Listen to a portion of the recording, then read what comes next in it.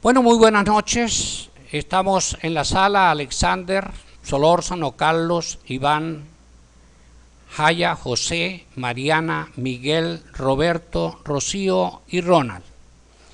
Vamos, indudablemente, que lo que yo voy a trabajar esta noche con ustedes no es nada desconocido, todos ustedes lo conocen, pero debemos como refrescar un poco algunos aspectos fundamentales. Y debemos empezar por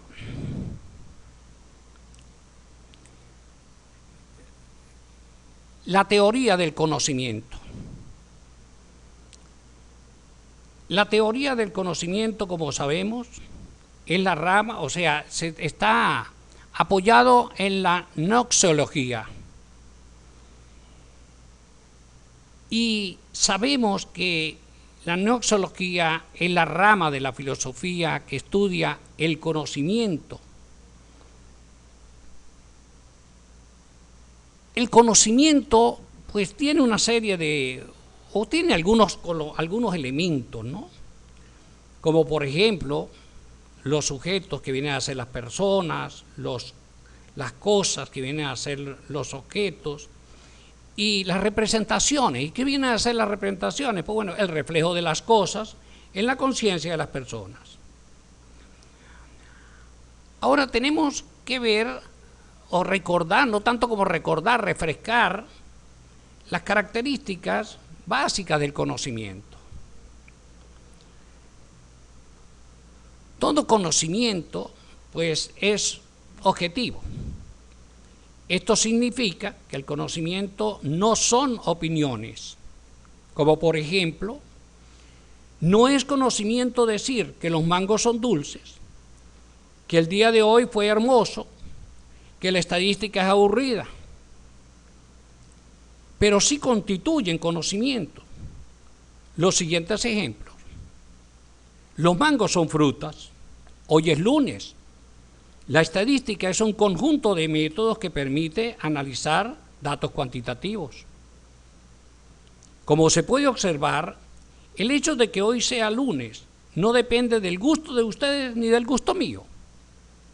En cambio, hermoso día sí depende del estado de ánimo y de los intereses de ustedes y de los míos.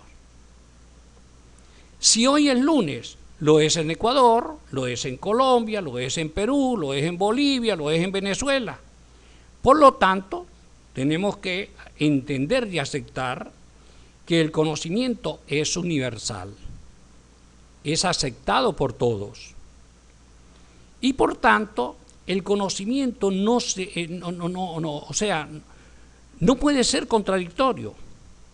No se puede afirmar y negar algo al mismo tiempo. ¿Por qué hago hincapié en esto de hablar del conocimiento? Vamos pensando en el tema que vamos a elegir para estudiarlo. Si no lo tenemos claro, pues entonces vamos a tener dificultades para avanzar. Y no solamente dificultades para avanzar, sino que todo lo que vamos a decir de allí podemos caer en esto que puede ser contradictorio. Todos sabemos que cuando algo es verdadero, pues es claro, es coherente, ¿no? Cuando hay contradicción, pues se está mintiendo. Por lo tanto, todo conocimiento tiene que ser necesariamente verdadero, y de ahí que debe cumplir con la no contradicción. Y esto último que estoy diciendo no es mío. No, es un postulado de uno de los alumnos de Platón, me estoy refiriendo a Aristóteles. Por lo tanto, podemos concluir que si el conocimiento es objetivo, puede ser verificado y fundamentado.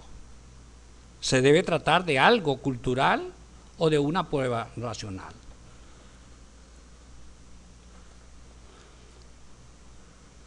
Allí tenemos varios tipos de conocimiento, y voy a quedarme en este momento con los dos primeros.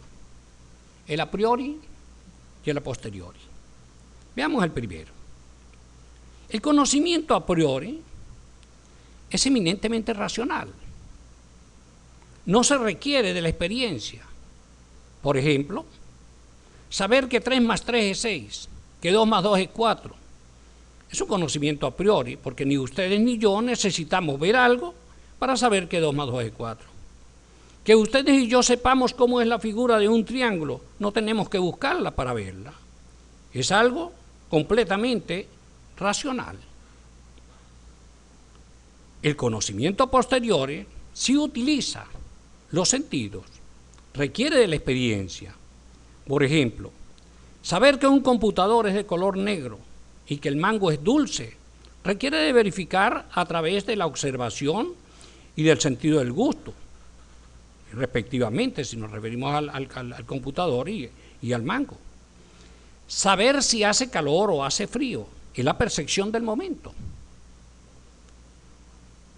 Ahora,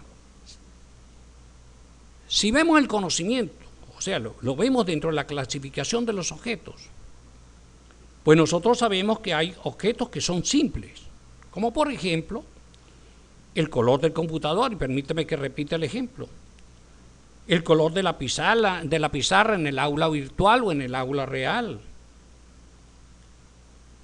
Y hay objetos complejos, en el caso de la geometría. Por lo tanto, hay conocimientos que se conocen como intuitivos y otros discursivos. Es el caso de los dos últimos que tenemos allí. El intuitivo es el que surge de manera inmediata, así al vuelo, como uno dice, ¿no? De inmediato, ya, surgió ya, ¿no? En el caso, por ejemplo, de saber del color del computador, que es negro, y que la pizarra del aula es de color verde, pues eso es algo inmediato, ¿no? Saber que ustedes y yo sepamos cómo es la figura de un triángulo, pues bueno, es algo también muy rápido, muy inmediato, bien inmediatamente le ensaya a la mente. Saber si hace frío o hace calor, pues lo mismo, ¿no? La percepción en la piel, ¿no? De manera inmediata. El discursivo es el que se da a través de una serie de pasos. Por ejemplo, saber geometría, saber analizar datos cuantitativos con un software estadístico, saber la temperatura en este momento de Ecuador, Colombia y Venezuela, ya no es algo inmediato, ¿no? Se requiere de un proceso para poder encontrar respuesta a estos aspectos. Ahora, obviamente que todo esto que hemos dicho tenemos también que recurrir a otros aspectos, por ejemplo, recordar algunos pensadores, ¿no? Representantes en cuanto a la clasificación del conocimiento. Si recordamos para Descartes, que era racionalista, la intuición es a priori. El caso, por ejemplo, del triángulo, ¿no? La figura del triángulo. Para Descartes, saber que existimos, es decir, saber de nuestra propia existencia, pues es algo racional, es decir, es algo a priori. En cambio, para Locke, que era empirista, es decir, su teoría filosófica estaba enfatizada en la experiencia, ligada a la percepción sensorial y en la forma del conocimiento. La intuición para este pensador, pues es a posteriori. El caso del color de la pizarra, del hacer frío o calor. Y en el caso de Immanuel Kant, son, digamos, los precursores de estos estudios del pensamiento, la intuición es a posteriori. Y el conocimiento se inicia con los sentidos. Él era de la idea de que el conocimiento lo organiza o se organiza a priori. De acuerdo con esto que hemos hablado sobre el conocimiento, es decir, refrescar sobre el conocimiento, apoyándonos ahora en estos pensadores, pues pudiéramos concluir que el conocimiento inicia o arranca de los sentidos y se desarrolla a través de la razón.